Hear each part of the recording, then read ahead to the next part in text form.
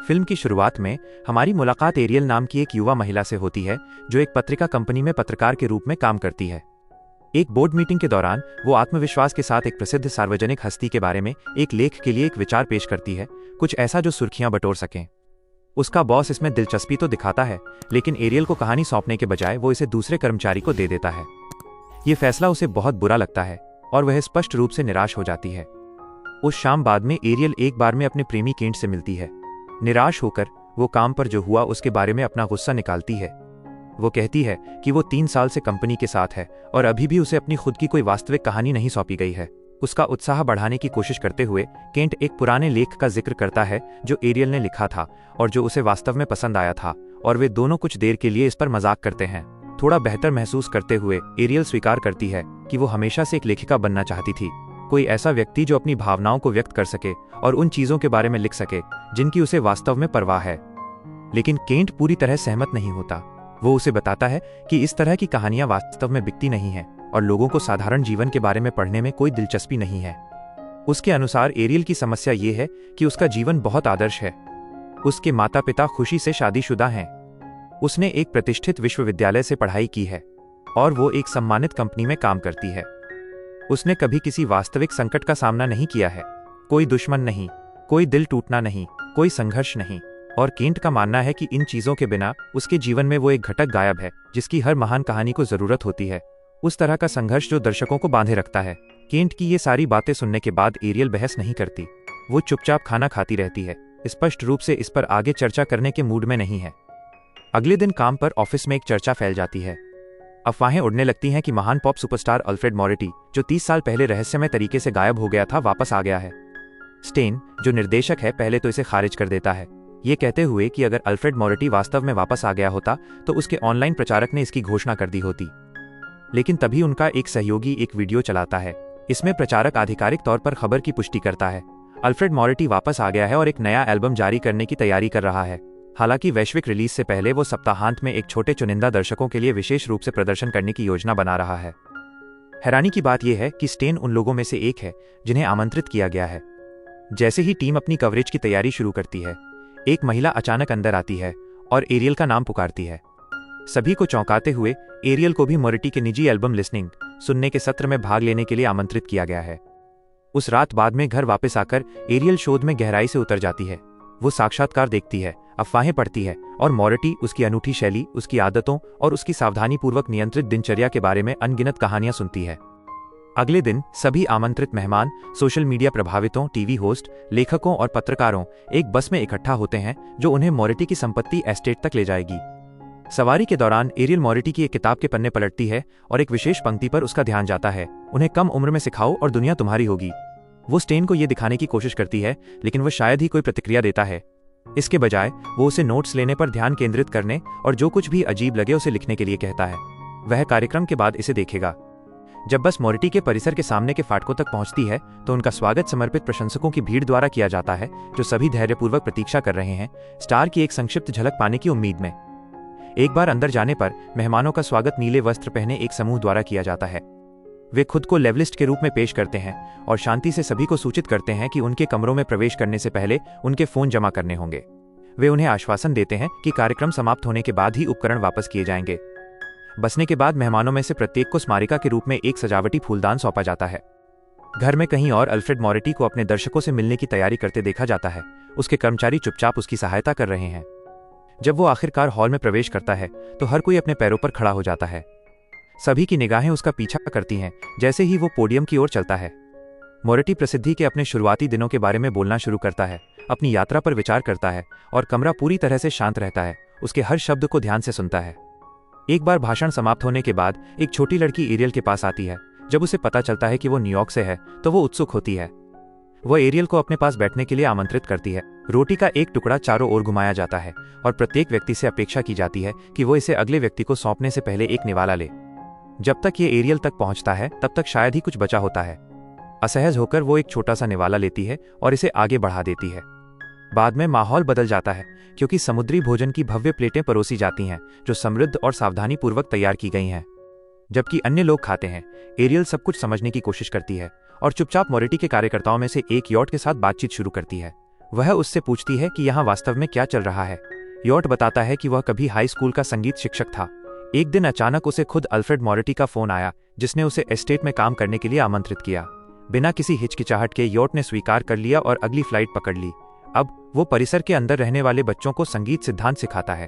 वो लापरवाही से उल्लेख करता है कि वो उन्हें कम उम्र में सिखाने में विश्वास करता है। यह वाक्यांश तुरंत एरियल का ध्यान खींचता है। उसे याद आता है कि उसने पहले मॉरिटी की एक किताब में बिल्कुल यही पंक्ति पढ़ी थी। भ्रमित होकर वो सवाल करती है कि उसका इससे क्या मतलब है। यॉर्ट शांति से समझाता है कि उन्हें लेवलिस्ट कहा जाता है, एक समूह जो किसी भी ऐसी चीज को हटाने के लिए समर्पित है जो रचनात्मकता को अवरुद्ध कर सकती है, और उस चीज की रक्षा करने के लिए जिसे वे एक ईश्वरीय उपहार मानते हैं, जो केवल इसे ले जाने के लिए चुने गए लोगों के लिए है। ये सब सुनकर एरियल और भी भ्रमित हो जाती है। जैसे ही वो चीजों को लिखने के लिए अपनी नोटबुक निकालती है, अल्फ्रेड मॉरिटी अचानक पीछे से उसके पास आता है। वो विनम्रता से अपना परिचय देता है, एक संक्षिप्त मुस्कान देता है और फिर उतनी ही शांति से चला जाता है जितनी शांति से वो आया था। अगली सुबह एरियल एक फैसला करती है। उसे अपना फोन ढूंढना होगा और अपने प्रेमी को कॉल करना होगा। अब और इंतजार करना कोई विकल्प नहीं है। अपने दरबान से बचने के लिए वो चुपचाप खिड़की से बाहर निकल जाती है। जब लेवलिस्ट बाद में उसके दरवाजे पर दस्तक देते हैं और कोई प्रतिक्रिया नहीं मिलती है, तो वे जबरदस्ती अंदर घुसते हैं, केवल ये महसूस करने के लिए कि वो चली गई है। तुरंत वे उसकी तलाश शुरू कर देते हैं। एरियल अंततः संरक्षित भरवां जानवरों से भरे एक भंडारण गृह में ठोकर खाती है। जैसे ही वो चारों ओर देखती है, उसे कई फोन मिलते हैं, लेकिन उनकी स्क्रीन पर जानबूझकर पेंट किया गया है, जिससे उनका उपयोग करना असंभव हो गया है।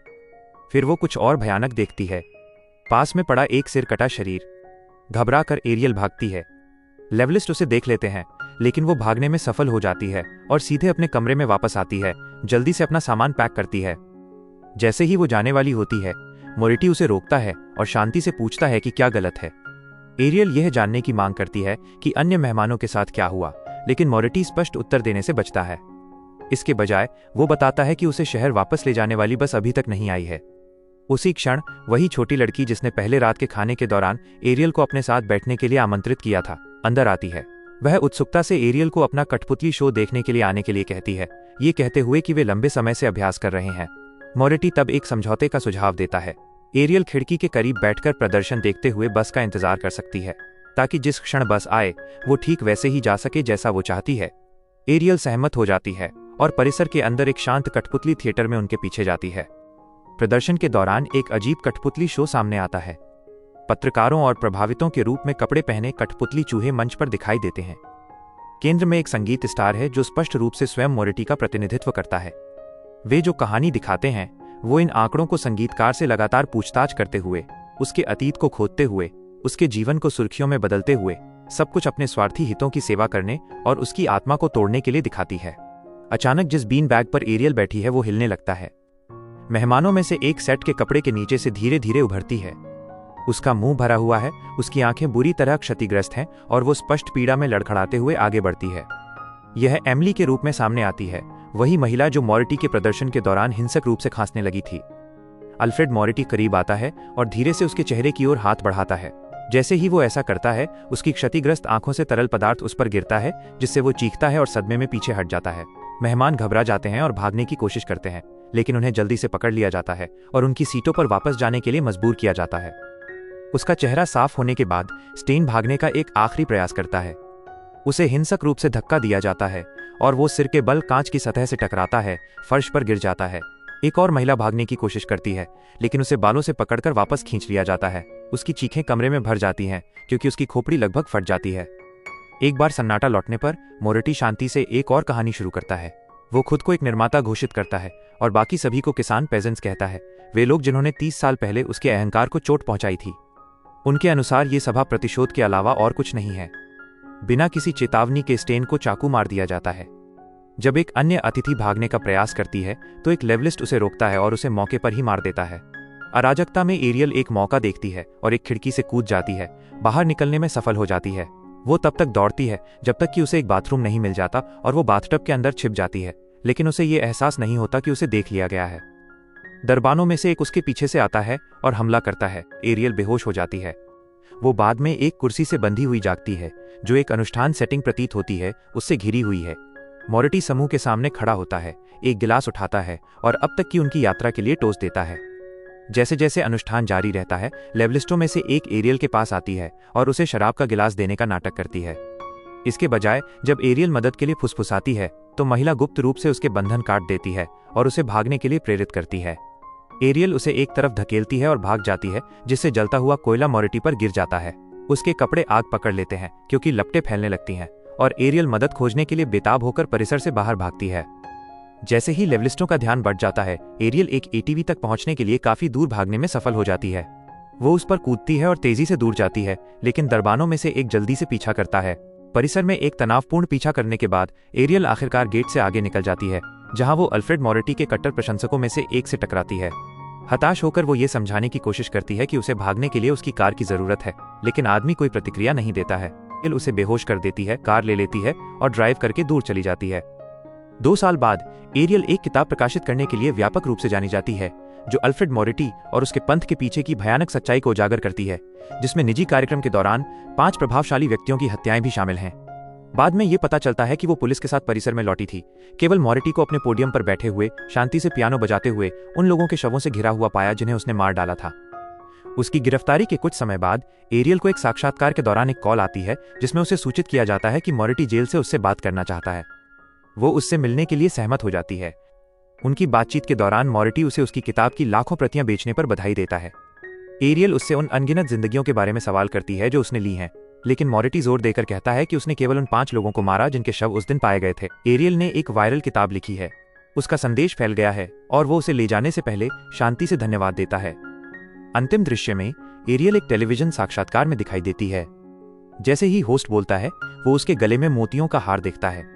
यह सुझाव देता है कि लेवलिस्ट एक छोटा अलग थलग पंथ नहीं है।